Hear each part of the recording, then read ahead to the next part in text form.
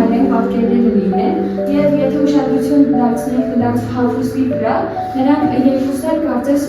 մեկ շորով են փաթաթված, եւ եթե տեղափոխենք նրանց պատկերները, ապա ստացվում են հետեւյալ պատկերը, ըստ այս նկարի, ահա այս կինը նրա կողքի նստած, նա իրականում Մարիամ Մագդալենացին է, բայց Լեոնարդո դա Վինչին կա այսպիսի մի վարկած, որ հնում ահա այս նշանը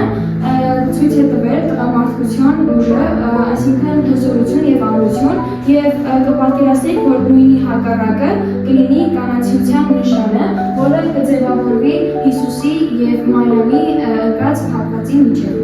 Եվ ըստ այս վարկածի Հիսուսը ունի իր ժառանգները իրական կյանքում, բայց որը պահպանվել է Լեոնարդո դա Վինչիի, Նյուտոնի, Էյնշտեյնի եւ այլ մի շարք գիտնականների կողմից։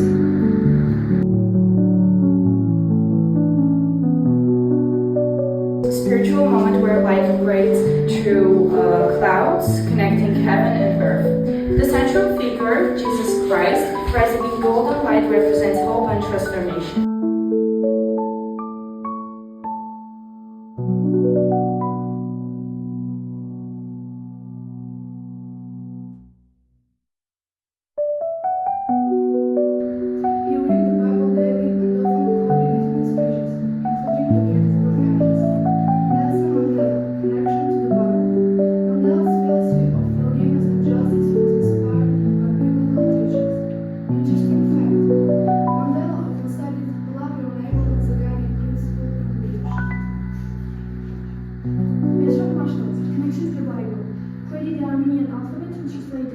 So Armenians could read it themselves. Interesting fact, the Meshach Mashtas alphabet is still in use after 1,600 years later.